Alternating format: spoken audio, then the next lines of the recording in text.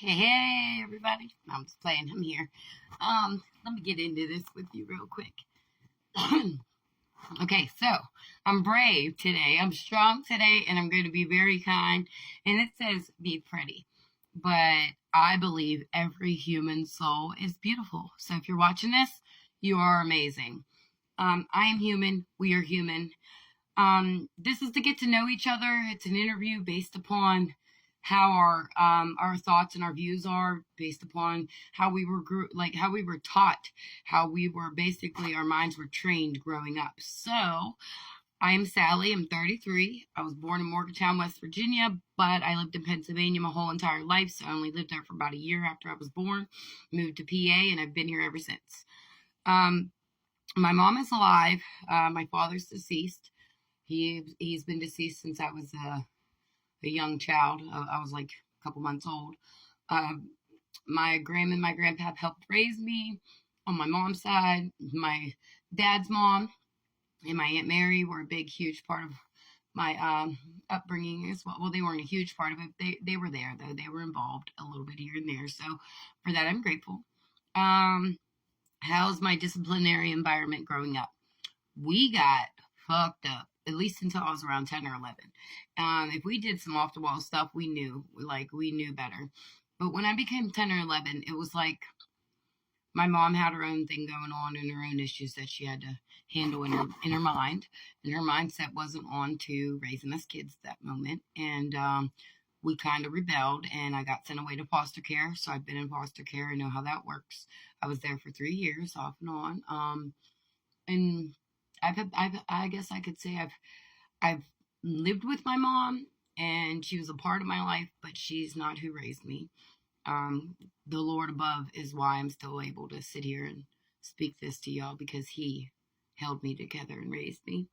Um, did I move a lot growing up? Yes, all the time. We were always moving. We never had stability for a long time until we started rebelling. Did we actually, it was crazy because when we did get the stability, we didn't want it anymore. We were, already trained in our ways and started rebelling. And, things could have probably been handled a little bit different when I was growing up, but they weren't. So we have to take and reflect off of those things and not do that with our children now. So that's how I teach myself.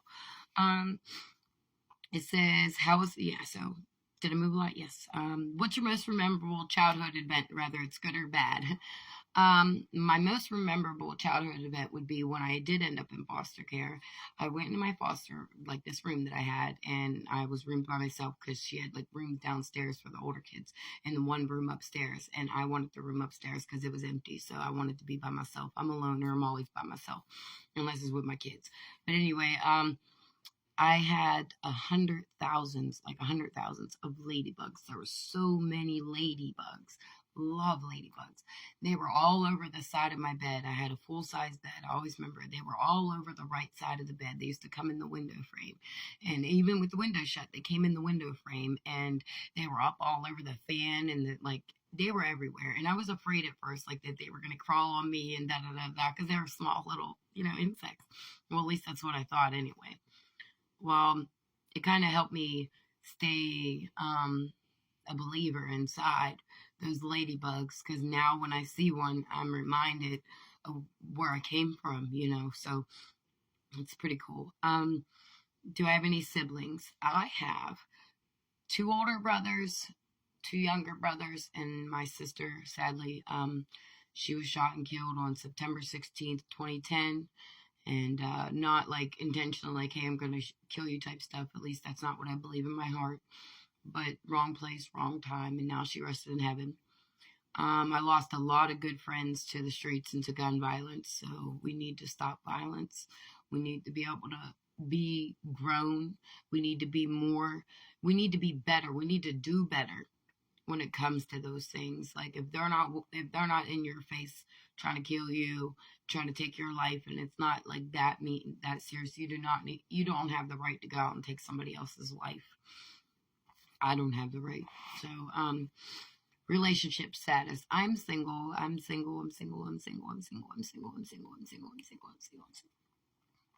No, I'm just playing. Anyway, any children, biological or adopted? I have 4 children of my own. I sadly had one miscarriage before I had my first 2 kids. And then I had my first 2 kids. I was really, really young. And like I said, my environment at home wasn't the greatest. So I adopted them out and I put them into a family's home that I thought would be able to love and support them in the ways that I wasn't able to. And I'm just now still learning those ways when it comes to raising my youngest 2 children as well as my niece. I am I'm learning as I go. So I have a 10-year-old and 11-year-old that are biologically mine. Their father passed away 5 years ago. So now I have to, how to explain this? Now I have to hold on tightly to my kids because I too grew up without a parent on this planet. And now my niece is growing up without her mom on this planet.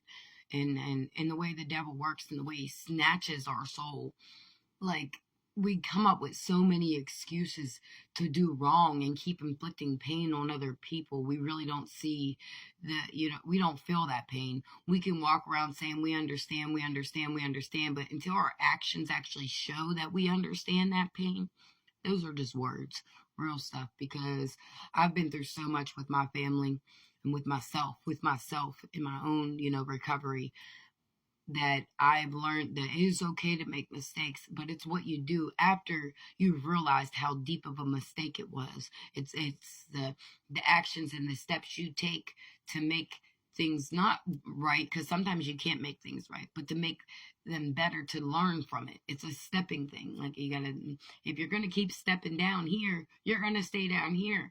But if you step up, then this can't move. You know what I mean? Like, you can keep going, but don't keep falling. It's really, yeah. Anyway, do I have any pets? Yes, I'm an animal lover. My cat was just driving me crazy. I've done recorded this like 4 or 5 times because he's crazy and he wants to play and I'm going to knock him out.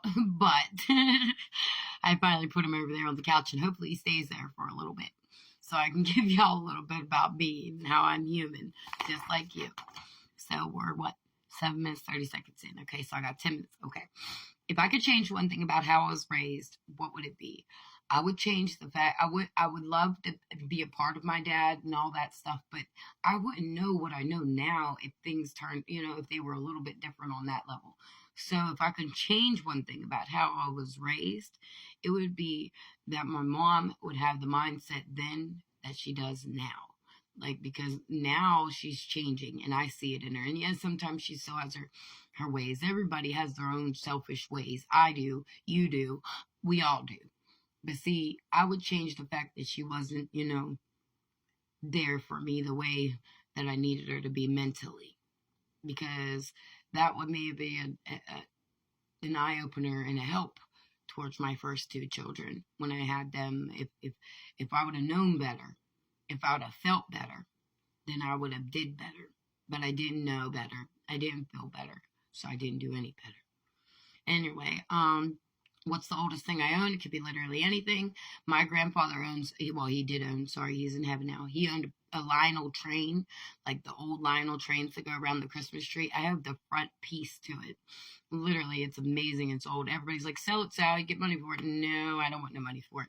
I'm going to let my kids disperse of it whenever they get older, so that way they can use the income for whatever. Would I consider myself to be messy or organized? I'm a messy, organized person, and if you know me, you know that. But my house is clean, always. What I consider dirty, other people would be like, what the heck are you talking about? Anyway, what is my most embarrassing moment of all time? I got a few seconds here. My most embarrassing moment of all time was whenever last year, actually, I was standing in front of everybody about a year and a half ago, actually, and I peed myself in front of everybody in my mom's kitchen. My brother pointed down, cracking jokes, pointed down. I looked at the floor and I just started peeing, and I was like, bro, mom, I'm peeing. And I just started peeing in front of everybody that was there. It was so embarrassing, but I couldn't stop laughing. It was just too funny. So, I'm about to wrap this up, though, because that is the 10-minute mark. So here's part 1 of I Am Human. I hope you enjoy a little bit of me and who I am, and I hope to see more of y'all share some of this. So, later.